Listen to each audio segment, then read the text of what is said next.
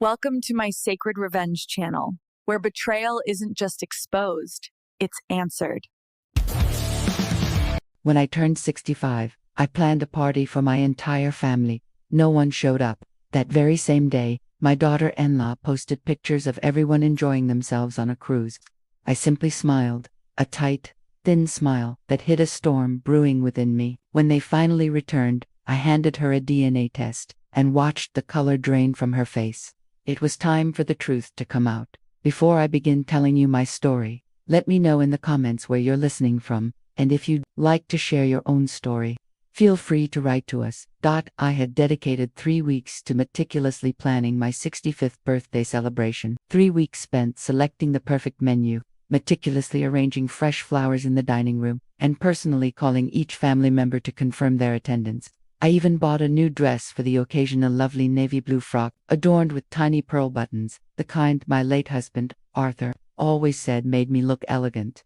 The dining table was set for 8. I had carefully handwritten each place card: Arthur Jr. for my son, Lily for his wife, little Sam, who had just turned 7, and sweet Clara, who was 5. My sister, Beatrice, and her husband, Charles, also had their spots. My own place was at the head of the table, where I could see everyone's joyous faces as we celebrated together. By 6:30, the house remained silent. Not a single soul had arrived.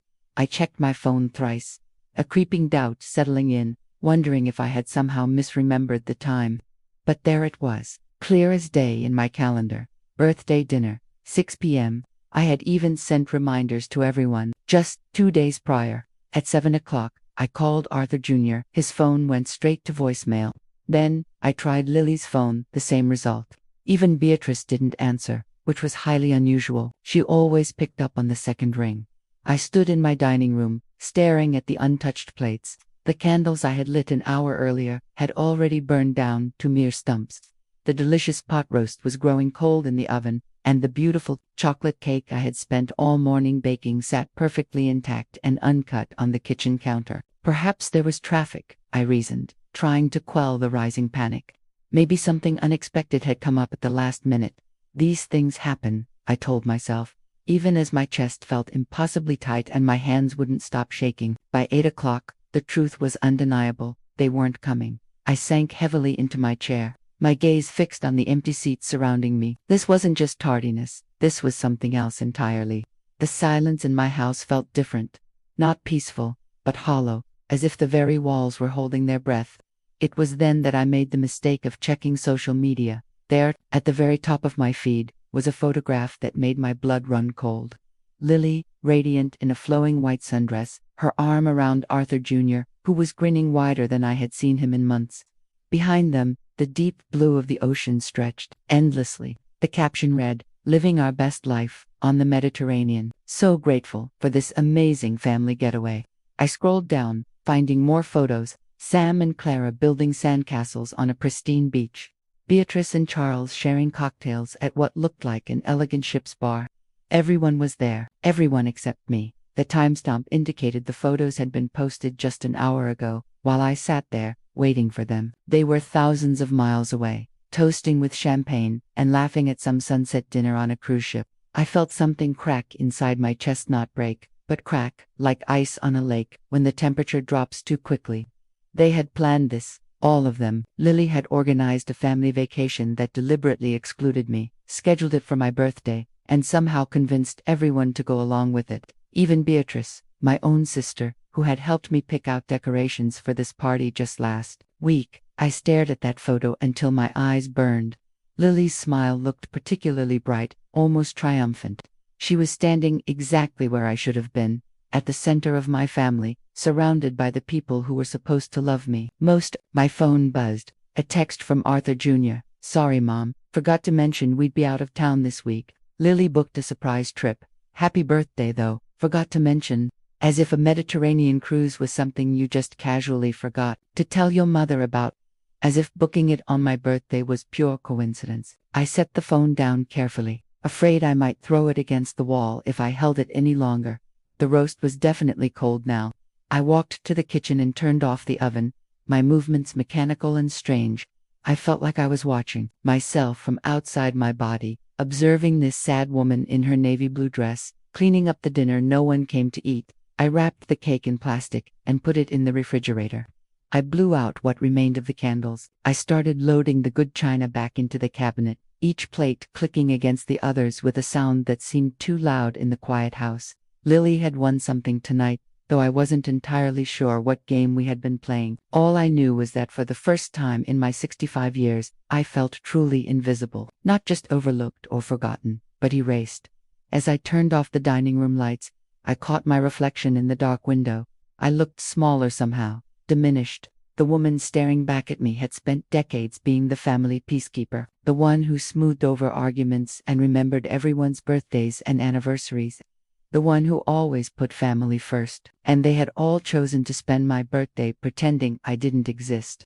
I climbed the stairs to my bedroom, each step heavier than the last. Tomorrow, I would have to face the aftermath, the fake apologies, the excuses about miscommunication, Lily's sweet voice explaining how the trip was booked months ago and there was nothing they could do. But tonight, I just needed to sit with this pain, to really feel it.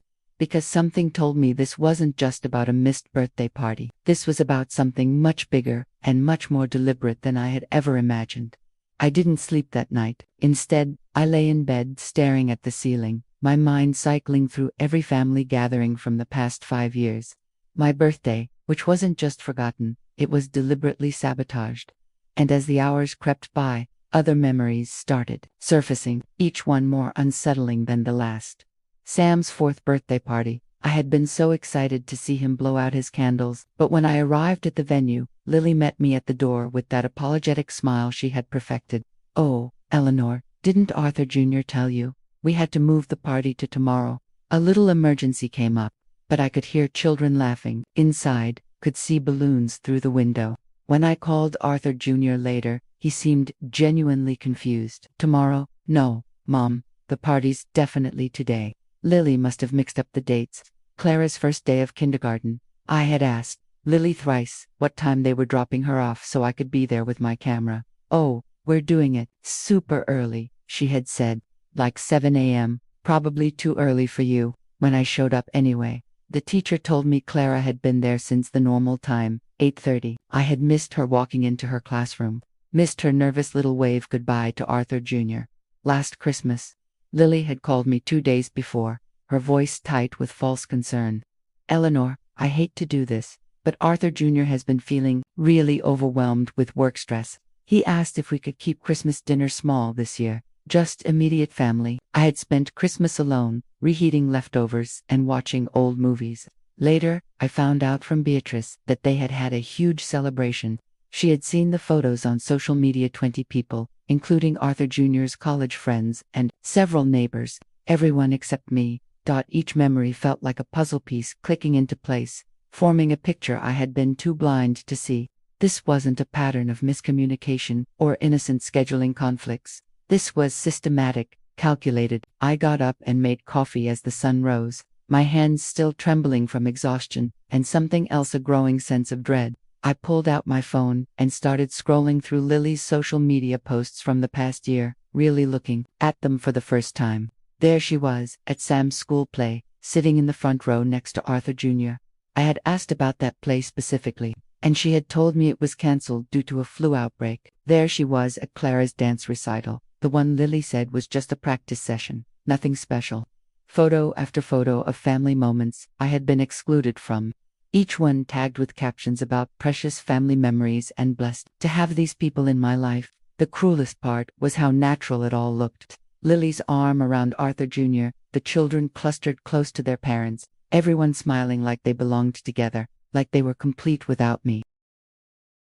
I set the phone down and walked to my kitchen window, looking out at the garden I had planted when Arthur Jr. was a boy. He used to help me weed these flower beds, his small hands careful with the delicate stems. When had I lost him? When had he stopped seeing me as essential to his happiness? The answer came with startling clarity when Lily entered our lives. Before her, Arthur Jr. called me twice a week. We had standing dinner dates every other Sunday. He would ask my advice about work problems, share stories about his day. He was my son, my friend, my connection to a future I had helped create. Lily changed that, gradually. So slowly I didn't notice until it was too late. First, the Sunday dinners became monthly. Lily's been planning these elaborate meals, Arthur Jr. explained. She loves having me all to herself on weekends. Then the phone calls dwindled to obligation check-ins on holidays. Sorry, Mom, can't talk long. Lily's got us scheduled pretty tight today. She never said anything directly against me. That would have been too obvious, too easily countered. Instead, she operated in the spaces between words, in the silences that followed her suggestions. Your mom seems tired lately. Maybe we shouldn't burden her with the kids this weekend. I saw your mom at the grocery store yesterday. She looked a little confused about something. Do you think she's doing okay living alone? Subtle implications that I was becoming a burden, a concern, someone who needed managing rather than including. I thought about the way she hugged me at family gatherings, always a beat too long. Her hand rubbing my back like I was a fragile, elderly relative who needed comforting rather than an equal member of the family. The way she would interrupt when I was talking to the children, redirecting their attention to something else. Grandma Eleanor said, a long day, sweeties. Why don't you show Daddy your new toy instead? And Arthur Jr., my beautiful, trusting son, had absorbed it all without question. He had started looking at me the way Lily did, with a mixture of affection and pity, like I was something precious, but increasingly irrelevant. The phone rang, startling me from my thoughts.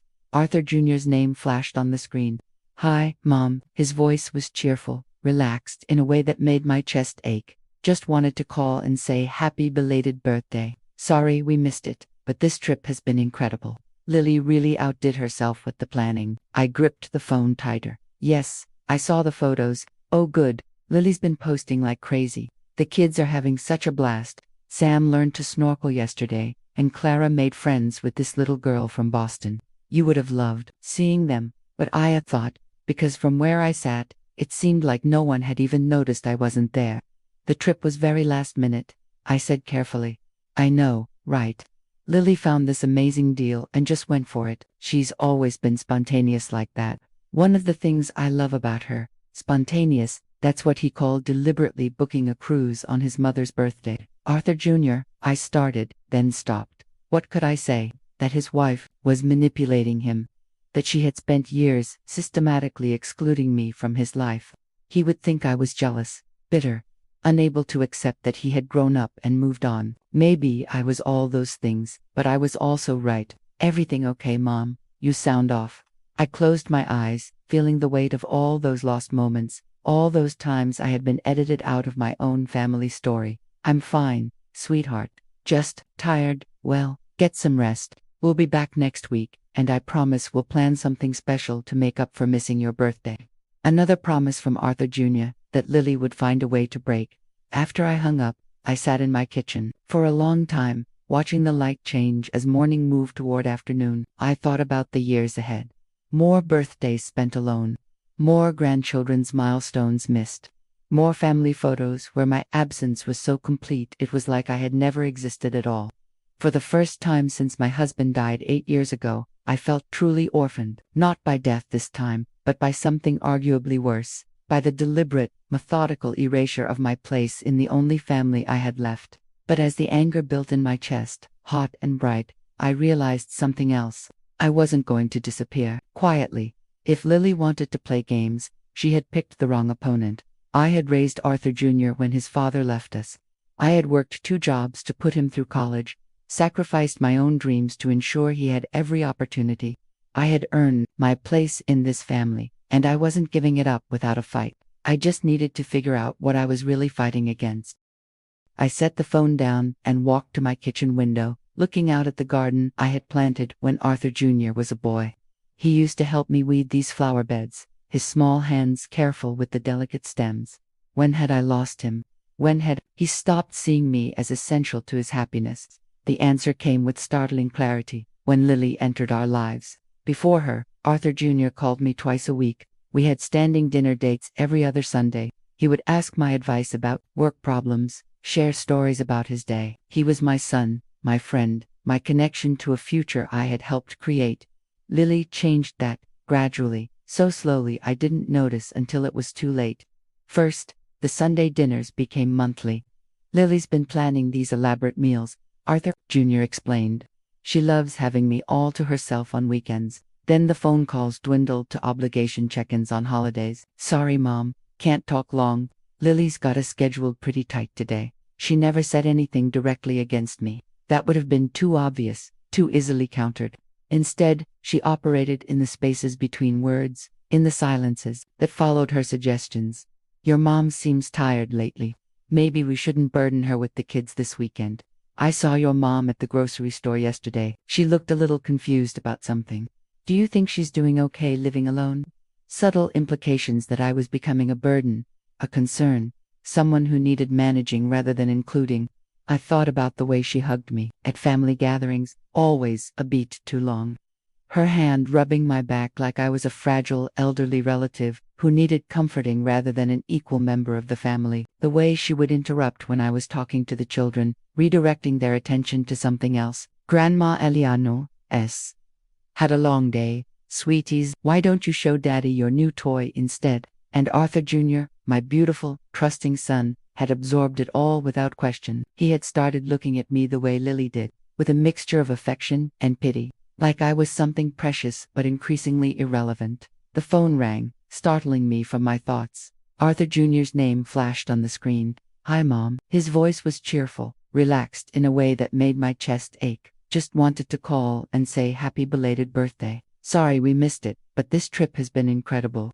Lily really outdid herself with the planning. I gripped the phone tighter. Yes, I saw the photos. Oh, good. Lily's been posting like crazy. The kids are having such a blast. Sam learned to snorkel yesterday, and Clara made friends with this little girl from Boston. You would have loved seeing them, would I thought, because, from where I sat, it seemed like no one had even noticed I wasn't there. The trip was very last minute. I said carefully, I know, right? Lily found this amazing deal and just went for it. She's always been spontaneous like that. One of the things I love about her. Spontaneous, that's what he called, deliberately booking a cruise on his mother's birthday. Arthur Jr., I started, then stopped. What could I say? That his wife was manipulating him. That she had spent years systematically excluding me from his life. He would think I was jealous, bitter, unable to accept that he had grown up and moved on. Maybe I was all those things, but I was also right. Everything okay, Mom? You sound off. I closed my eyes, feeling the weight of all those lost moments, all those times I had been edited out of my own family story. I'm fine, sweetheart. Just tired. Well, get some rest. We'll be back next week, and I promise we'll plan something special to make up for missing your birthday. Another promise from Arthur Jr. that Lily would find a way to break.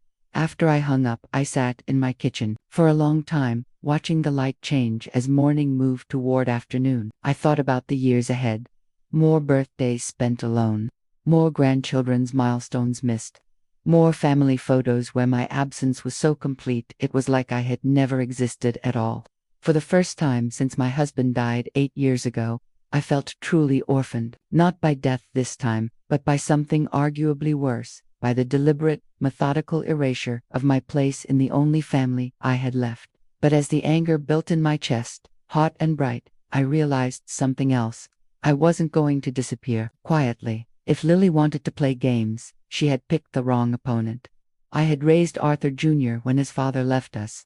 I had worked 2 jobs to put him through college, sacrificed my own dreams to ensure he had every opportunity. I had earned my place in this family, and I wasn't giving it up without a fight. I just needed to figure out what I was really fighting against. I set the papers down with hands that wouldn't stop trembling. How long have you known for certain? Since yesterday, but I've suspected for months. He pulled out his phone again and showed me more photos. Surveillance pictures he had obviously taken from a distance. Sam playing at a park, Sam walking into a school building, Sam riding a bike down what looked like my neighborhood street. I've been following them sometimes. I know how that sounds, but I had to be sure. You've been watching my family. I've been watching my son, Daniel corrected, his voice firm but not hostile, and trying to understand what kind of woman could steal a child and build an entire life around that lie. The anger came then, hot and overwhelming. Not at Daniel, he was as much a victim as the rest of us. But at Lily, at the magnitude of her deception, the cruelty of it. She hadn't just lied about Sam's parentage, she had built her entire marriage on that lie. Used an innocent child as the foundation for a life she had no right to claim. She trapped Arthur Jr., I said, the words coming out harsh and bitter. She got pregnant with another man's baby and used it to secure a marriage to my son. It looks that way. Daniel's expression was grim. The timeline fits perfectly. She left me when she was about 2 months along, just starting to show. If she moved fast, found someone quickly, she could have convinced him the baby was premature or just small. I thought back to Sam's birth, how excited Arthur Jr. had been when he called to tell me Lily was in labor. He came 3 weeks early, I remembered. Arthur Jr. was worried about complications, but the doctor said everything was fine. Because everything was fine, Sam wasn't premature. He was exactly on schedule for my timeline, not Arthur Jr.'s. The pieces were falling into place with sickening clarity. Lily's whirlwind romance with my son, the quick engagement, the wedding that happened barely 6 months after they met. I had thought it was romantic at the time, true love conquering all. Now I realized it was something much more calculated. She needed a father for Sam before he was born, I said. Someone stable, someone who wouldn't question the timing too closely, someone trusting, Daniel added, someone who wouldn't demand a paternity test because the thought would never occur. To him, that was Arthur Jr. Exactly. My son had always been honest to a fault, incapable of the kind of deception that would make him suspicious of others. He took people at face value, believed what they told him. It was one of his best qualities, and Lily had weaponized it against him. There's more, Daniel said, and something in his tone made my stomach clench. The investigator I hired found out some other things about Lily, things that might explain why she's been pushing you out of the picture. What things? Daniel pulled out a folder and handed it to me.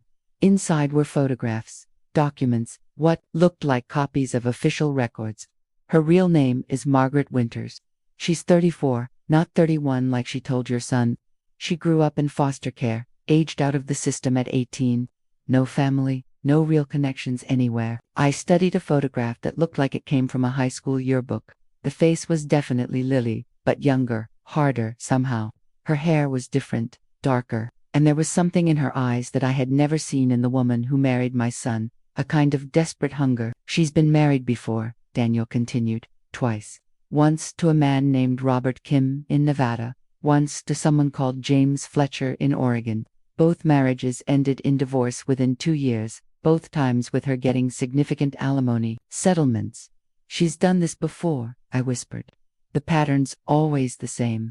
She meets a man with money or stability, moves fast to lock him down, then systematically isolates him from his support system, friends, family, anyone who might see through her act or ask uncomfortable questions. I thought about how Arthur Jr.'s college friends had gradually stopped coming around after he married Lily, how he had drifted away from his work colleagues, how he rarely talked about his job anymore, except to mention how stressful it was, how he had become increasingly dependent on Lily for social connections, for emotional support, for everything. She's been isolating him, I said. And you? Because you're the biggest threat to her control. Mothers see things other people miss. They ask questions. They remember details from before she came along. Daniel leaned forward, his expression intense. She needed you out of the picture, Mrs. Harrington. Not just distant, completely erased. That's why the birthday party sabotaged. That's why all the missed events and miscommunications. She's been systematically training your family to function without you. The cruelty of it took my breath away. But why? If she already had Arthur Jr., if he believed Sam was his son, why go to such lengths to exclude me? Because you're a witness to the timeline. You remember when they met, when she got pregnant, when Sam was born.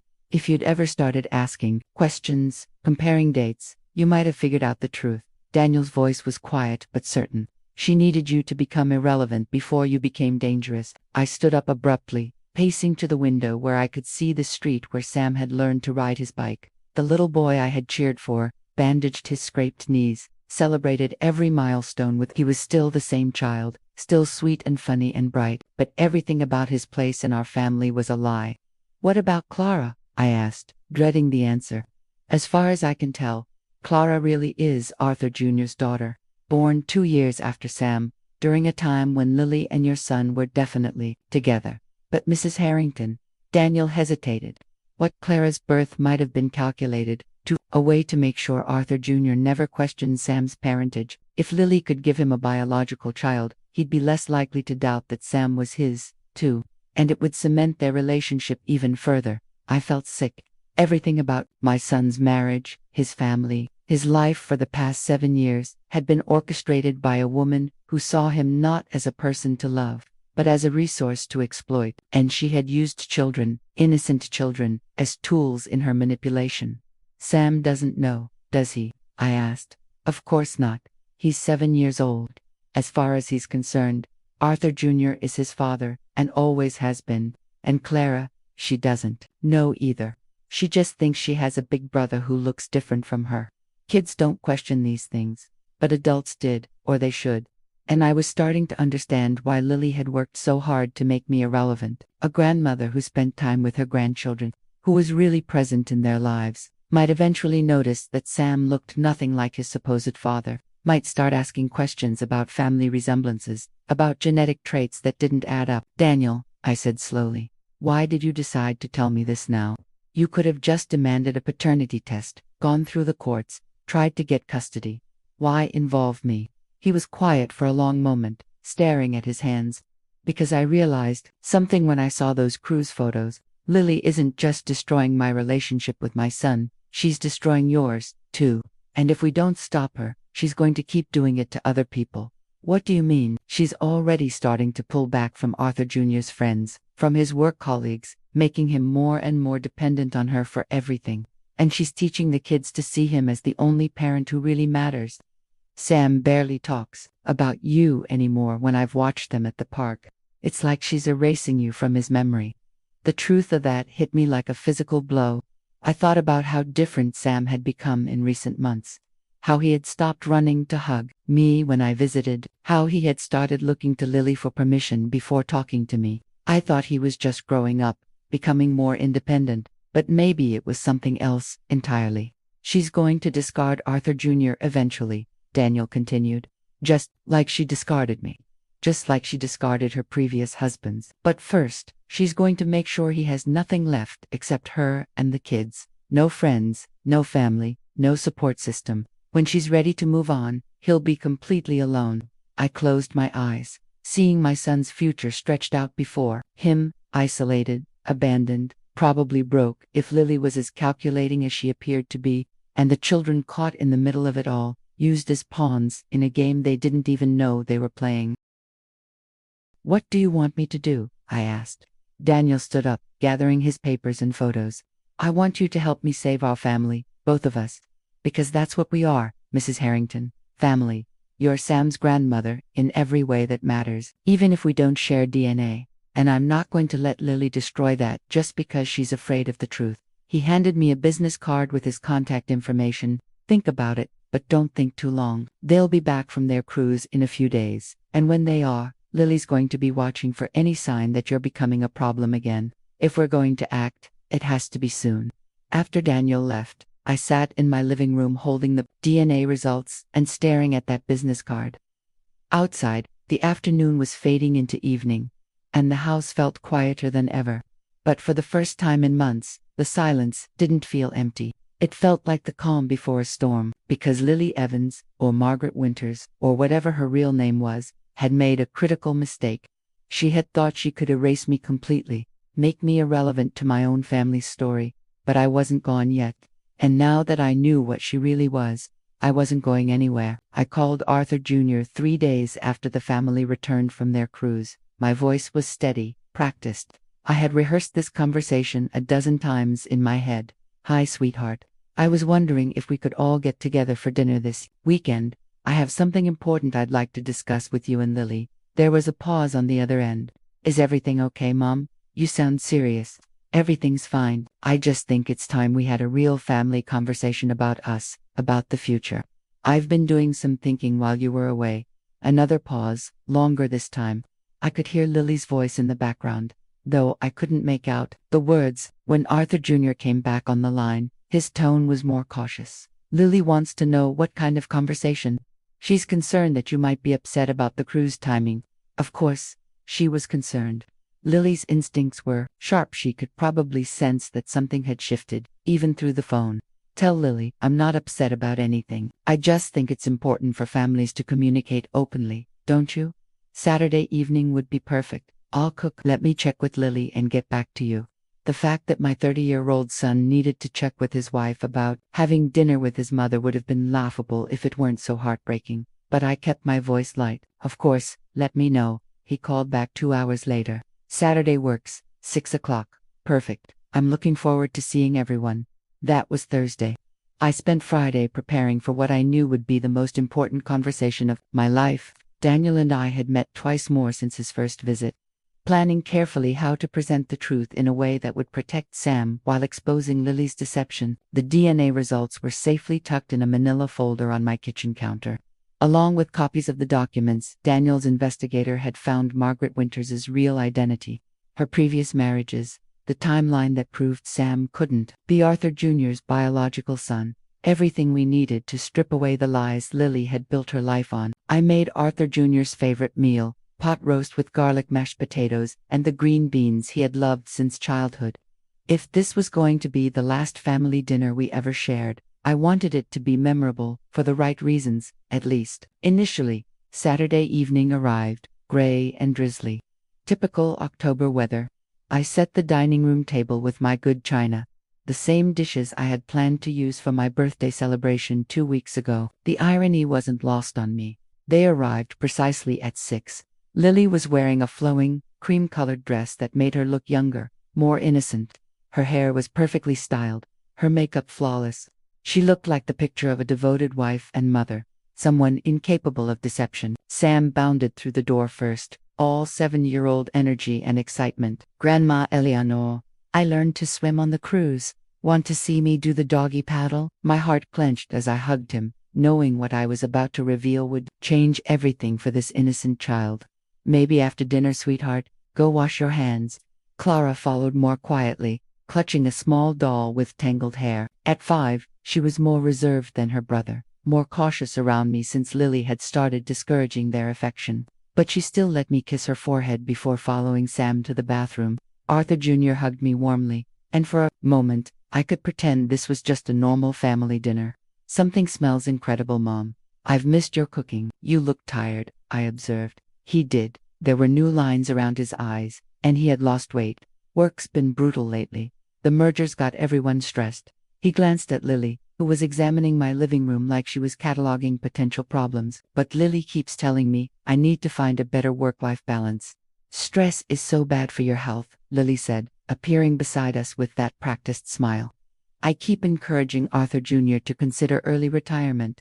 We could travel more, spend more time with the children. Early retirement at 38. Another way to make Arthur Jr. completely dependent on her, cutting him off from his professional identity and income." I smiled back pleasantly. "How wonderful that you're thinking about the future. That's actually related to what I wanted to discuss tonight." During dinner, I kept the conversation light. The children chattered about their cruise adventures, and Lily played the perfect mother, cutting Sam's meat and reminding Clara to use her napkin. She was good at this performance, warm, attentive, completely believable. But I noticed things I had missed before. How she interrupted when Sam started telling a story about missing me while they were gone. How she redirected Clara's attention when the little girl asked why I hadn't come on the trip with them. How she subtly managed every interaction, controlling the flow of conversation and affection. After the children finished eating, I suggested they play in the living room, while the adults talked. Lily immediately objected. "Oh, they should probably get ready to go soon. Tomorrow's a school day, and we like to keep their routine consistent." "This won't take long," I said firmly, "and I think what I have to share might affect their routine quite a bit." Something flickered across Lily's face, just for a second, but I caught it. Fear. When the children were settled with their toys in the next room, I returned to the dining room where Arthur Jr. and Lily waited. The manila folder sat on the table beside my coffee cup like a loaded weapon. "So, Arthur," Jr. said, reaching for Lily's hand across the table, "what did you want to talk about?" I took a breath, feeling the weight of the moment. I wanted to talk about honesty, about family, about the importance of knowing who we really are. Lily's smile tightened almost imperceptibly. "That's a little philosophical for dinner conversation, is it?" "I don't think so." I picked up the manila folder, feeling both of them tense. You see, I've learned some interesting things recently about family history, about genetics, about the importance of medical records, and accurate information. Mom, Arthur Jr. said slowly, what's in the folder? The truth. I opened it and pulled out the DNA results, setting them on the table between us. These are the results of a paternity test for Sam. The silence that followed was deafening. Arthur Jr. stared at the papers like they might burst into flames. Lily went very still, her face carefully blank. A paternity test. Arthur Jr.'s, the voice was barely a whisper. Why would you? How did you? The test shows that you are not Sam's biological father, I said gently. There's a 99.7% probability that another man is his father, a man named Daniel Chen. Lily stood up abruptly, her chair scraping against the floor. This is insane, Eleanor. I don't know what kind of sick game you're playing, but sit down, Margaret. The use of her real name hit like a physical blow. She actually stumbled backward, her face going white. Arthur Jr. looked between us, confusion and growing horror warring in his expression. Margaret, Mom, what's going on? I pulled out the investigator's report, the marriage certificates, the timeline documentation. Lily's real name is Margaret Winters. She's been married twice before, and she has a pattern of lying about her identity and her past. She was involved with Daniel Chen before she met you. Arthur Jr. She left him when she was pregnant with his child and came to find a new father for her baby. That's not true, Lily said, but her voice was shaking now. Arthur Jr., don't listen to this. Your mother has obviously had some kind of breakdown. Sam was born 7 months after you two met. I continued relentlessly. You thought he was premature, but he wasn't. He was born exactly on schedule for the timeline of Lily's relationship with Daniel. Arthur Jr. picked up the DNA results with hands that were trembling. I watched his face as he read them, watched the color drain from his cheeks as the numbers sank in. This can't be right, he whispered. Daniel Chen has been looking for his son for 7 years, I said. He found you 3 months ago and has been watching from a distance, trying to decide what to do. He came to me because he recognized what Lily was doing to our family, the same isolation tactics she used on him. Lily was backing toward the doorway now, her perfect composure completely shattered. Arthur Jr., please don't let her poison you against me. Think about our life together, our family, our family. Arthur Jr.'s voice was raw, broken. Our family that's built on a lie. Our son who isn't actually our son. He is your son in every way that matters. You raised him. You love him. Based on a lie. Arthur Jr. slammed his hand on the table, making the dishes jump. Everything, Lily, everything has been a lie. From the living room came the sound of children's laughter, innocent and bright. Sam and Clara playing their games, unaware that their world was imploding in the next room. There's more, I said quietly, and pulled out the records of Lily's previous marriages. She's done this before. Found men, married them quickly, isolated them from their families, then moved on when it suited her. You're not her first victim, Arthur Jr. You're just the most successful one.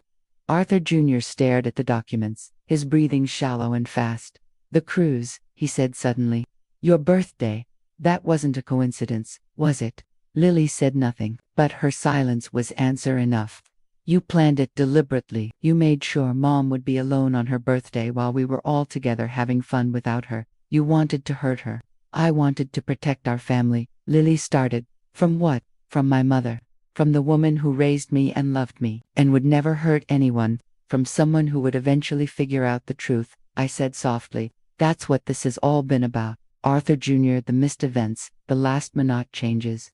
The gradual separation from your friends and family. Lily needed to isolate you completely before you started asking questions she couldn't answer. Arthur Jr. looked up at his wife, who wasn't who she claimed to be, whose entire life with him was built on deception. Is any of it real? Do you love me at all, or was I just convenient? For the first time since I had known her, Lily had no answer. No smooth deflection, no manipulation, no perfectly crafted response. She just stood there, exposed and silent. That silence told us everything we needed to know. From the living room, Sam called out, Daddy, can we have ice cream? Arthur Jr. closed his eyes, and I saw a tear slip down his cheek. What do I tell them? He whispered. How do I explain this to the children? We'll figure it out, I said, reaching across the table to take his hand. Together, as a family, Sam is still your son in every way that matters. That doesn't change. But he also has a biological father who loves him and wants to be part of his life. And maybe if we handle this right, that can be a good thing. Lily turned toward the door, but I called after her. Margaret. She stopped but didn't turn around. Daniel isn't going to disappear this time. And neither am I. If you try to run with the children, we'll find you. If you try to manipulate this situation or hurt these kids to protect yourself, we'll stop you. Your days of controlling this family are over. She walked out without another word, leaving behind the sound of children playing and the wreckage of 7 years of lies. But for the first time in months, I didn't feel like I was losing my family. I felt like I was finally getting it back. 6 months later, I was in my kitchen making Sunday dinner when I heard the front door open and Sam's voice calling out, "Grandma, we brought dessert in here, sweetheart."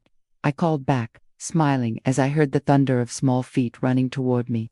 Sam burst through the kitchen doorway, his arms wrapped around a bakery box that was almost too big for him to carry.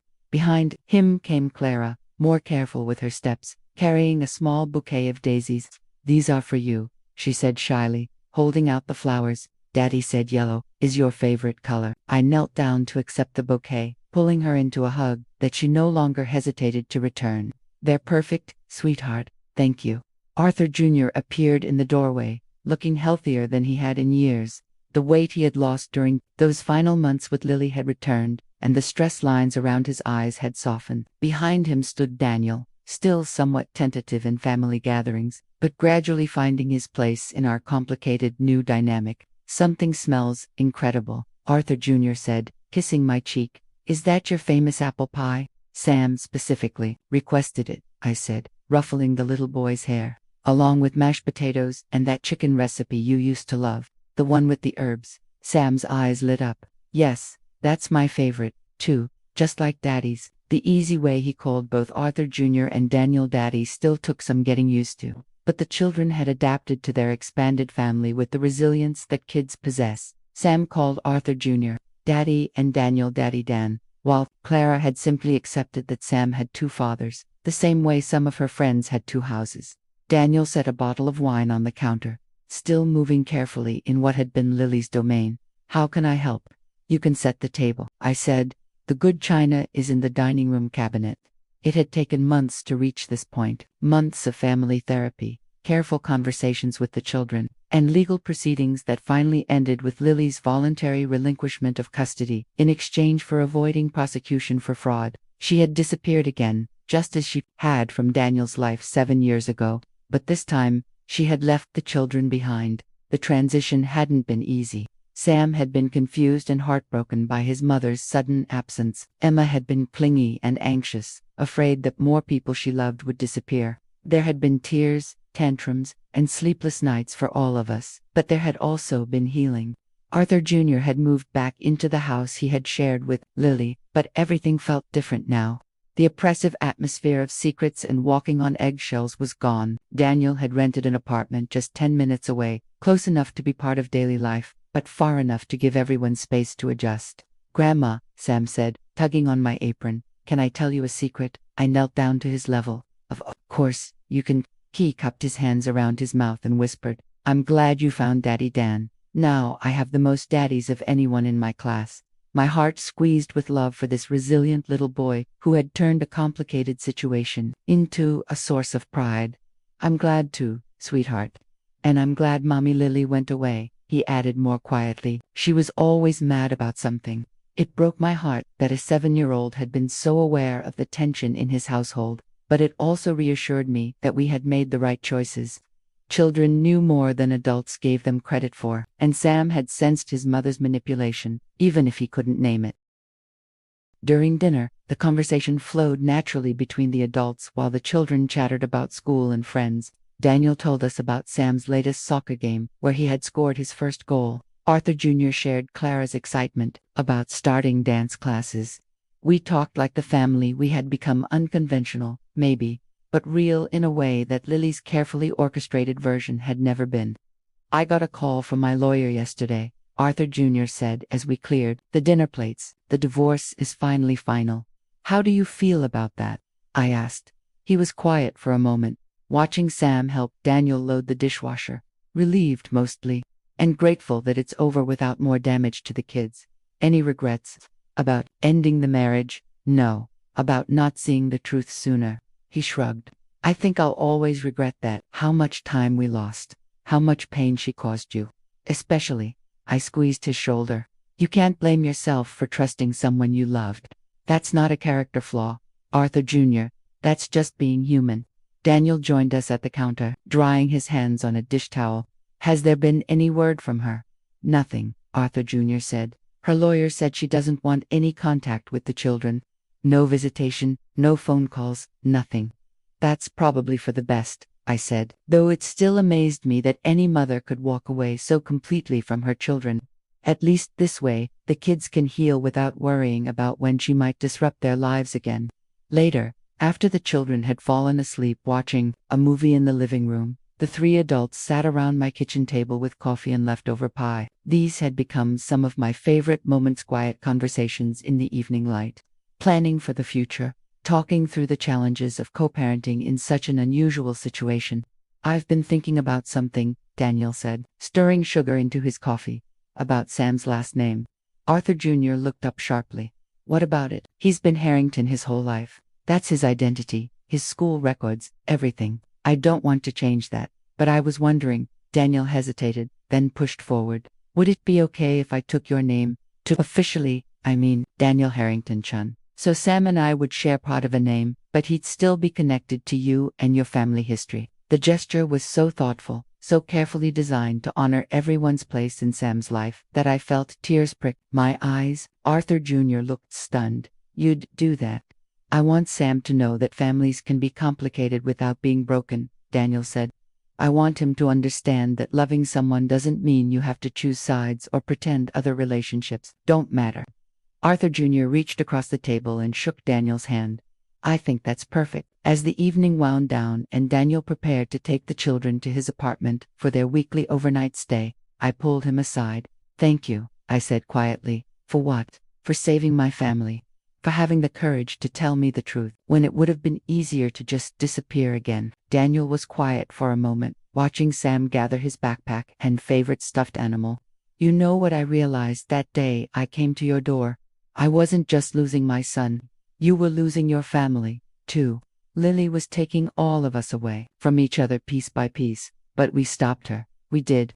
He smiled, and for the first time since I had met him, it reached his eyes completely. And look what we built instead. I looked around my house, at the children's artwork taped to the refrigerator, at Clara's forgotten sweater draped over a chair, at the family photos that now included Daniel and truly reflected our reality. It wasn't the family I had imagined when Arthur Jr. first got married, but it was infinitely better than the hollow performance Lily had orchestrated. After everyone left, I sat in my living room with a cup of tea, reflecting on how dramatically my life had changed since that devastating birthday 6 months ago. The empty house that had felt like a tomb now hummed with the echoes of family life, children's laughter, Daniel's careful questions about family traditions, Arthur Jr.'s relieved conversation about his future plans. My phone buzzed with a text from Arthur Jr. Thanks for dinner, Mom. The kids are asking if we can do this every Sunday. I told them that was up to Grandma. I typed back, every Sunday sounds perfect. This is what families do. His response came quickly. Yes, this is what real families do. I set the phone aside and looked at the framed photo on my side table picture from last month's trip to the zoo. All 5 of us crowded together in front of the elephant enclosure. Sam was perched on Daniel's shoulders while Clara held tight to my hand. Arthur Jr. stood in the middle, one arm around me and the other around Daniel, grinning like he had just remembered what happiness felt like. We looked like what we were. A family that had been broken apart and put back together in a new configuration, stronger and more honest than before. Not conventional, but real. Not perfect, but true. The house settled around me as night fell, but it didn't feel empty anymore. It felt full of possibilities, full of the love that Lily had tried so hard to destroy, but had never quite managed to extinguish. I had thought my 65th birthday had marked the end of my relevance to my family's story. Instead, it had marked the beginning of a new chapter, one where love wasn't conditional, where truth mattered more than appearance. and where being a grandmother meant protecting your grandchildren from anyone who would use them as weapons. Even their own mother. Tomorrow was Monday, which meant Sam had soccer practice and Clara had her dance class. Daniel would pick up Sam while Arthur Jr. took Clara, and they would both end up back here for homework and dinner. It was the kind of routine that Lily would have controlled and manipulated, but that now flowed naturally from our genuine care for each other. As I turned off the lights and headed upstairs, I thought about the woman who had tried to erase me from my own family's life. Somewhere out there, Lily was probably spinning a new identity, crafting a new story, looking for a new family to infiltrate and control. But she had left something behind that she would never be able to replace: the love between people who chose to fight for each other instead of giving up. She had taught us all what we didn't want to be, and in doing so, she had helped us become exactly who we were meant to be. For that, if nothing else, I suppose I owed her a twisted kind of gratitude, but mostly, I just felt sorry for her. She had had a real family within her grasp, flawed and complicated, but genuine, and she had thrown it away for the hollow satisfaction of control, her loss, our gain. And finally, after months of feeling like a ghost in my own life, I was home. The life lesson I learned from all of this is that true family isn't about blood alone. It's about genuine connection, unwavering support, and the courage to face uncomfortable truths. It's about recognizing that love isn't a weapon to be wielded for control, but a foundation built on honesty and mutual respect. And sometimes, the deepest betrayals can lead to the most profound and unexpected forms of healing and connection, helping you discover a stronger, more authentic version of family than you ever thought possible.